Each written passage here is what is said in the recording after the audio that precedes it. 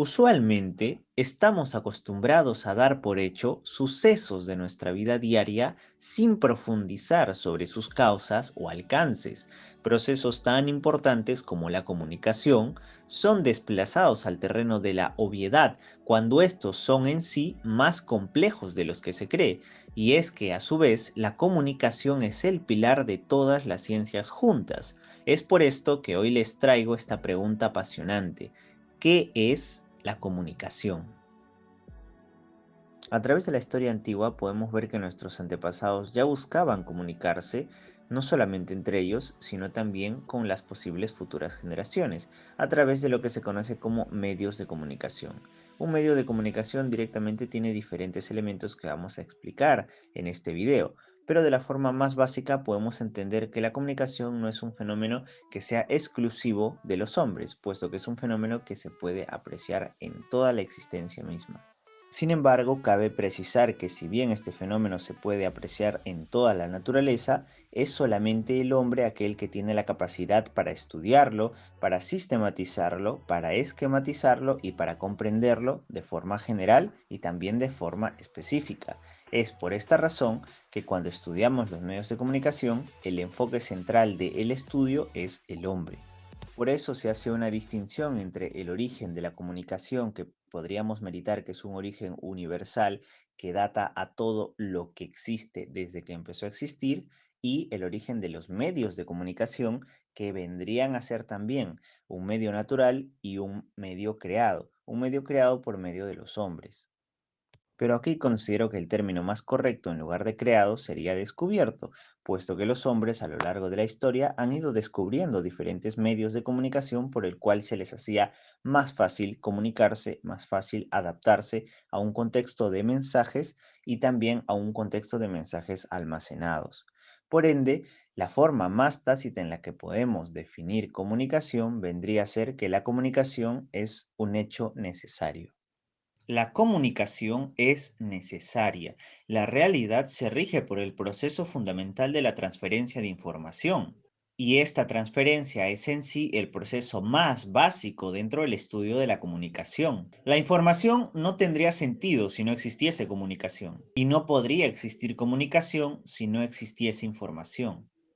Sin embargo, sí existen casos en el que la información existe, pero no hay un proceso de comunicación completo, como escribir un libro y dejarlo enterrado. Este libro almacena junto con el emisor, el canal y el código la información, lo cual es parte del proceso de comunicación, pero no contempla el receptor.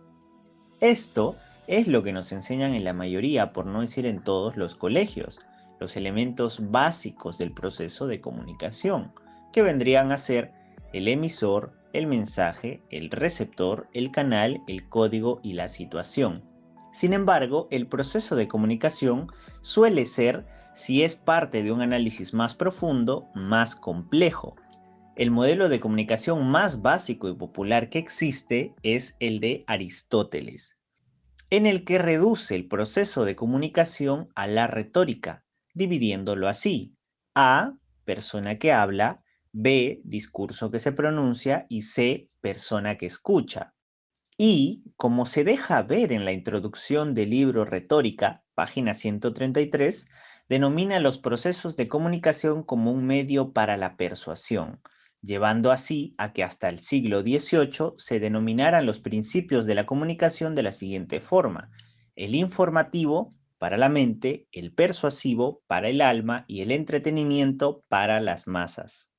Sin embargo, esto contempla parcialmente el fenómeno de la comunicación, por lo que resulta insuficiente para su riguroso estudio. Es por esto que el modelo original aristotélico se toma como punto de partida. Modelos de comunicación. Ya para el siglo XX, el estudio de la comunicación toma un enfoque más serio. Harold Laswell, quien es considerado como uno de los padres de la comunicación, más específicamente padre del estudio de la comunicación en masas, elabora el modelo de Laswell, creando a su vez el análisis del medio. Aunque en la actualidad se considera un modelo simplista que solo aplica para ciertos estudios de periodismo y propaganda, dio pie al importante estudio de los medios de comunicación. al estímulo como análisis de contenido y a las reacciones de las masas.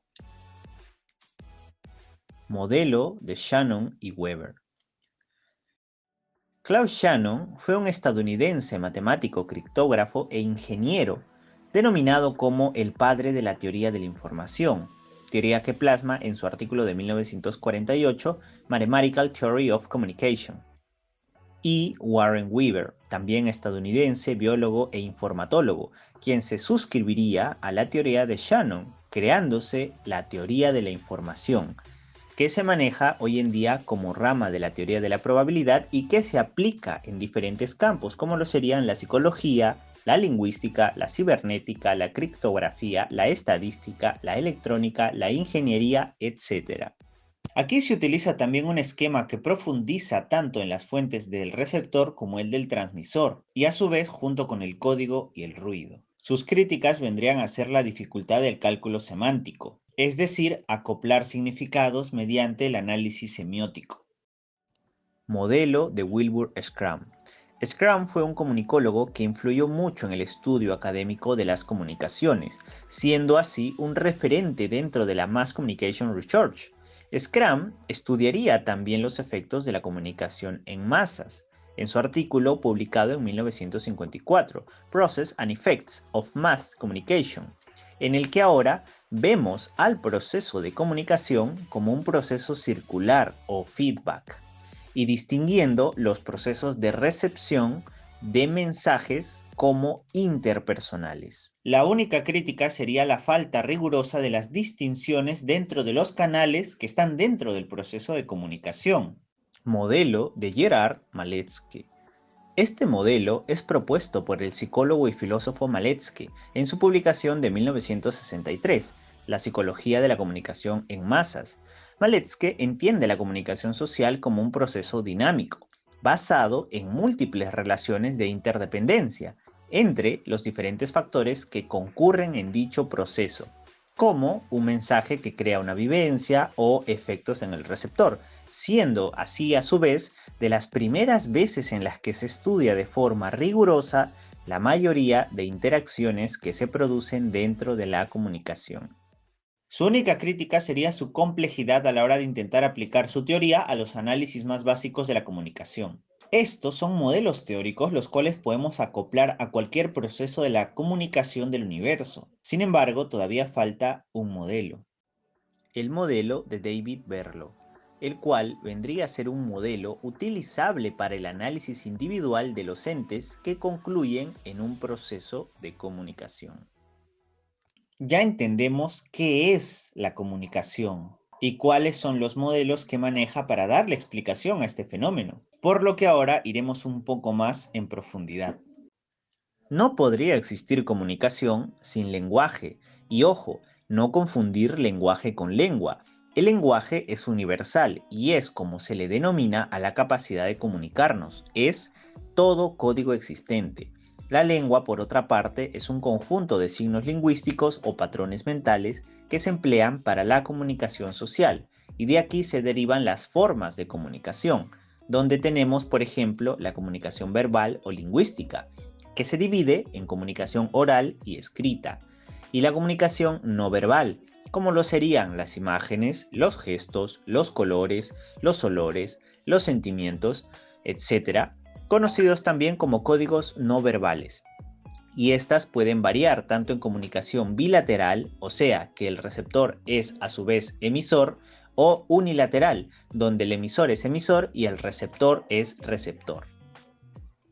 Otro dato importante para entender a las comunicaciones desde su función más simple hasta su función más compleja es saber diferenciar los siguientes conceptos: los signos, los indicios, los símbolos, los iconos y los mitos. Los signos vendrían a ser todo aquello que se puede percibir por los sentidos y que no se evoca un objeto o hecho con el que se tiene relación.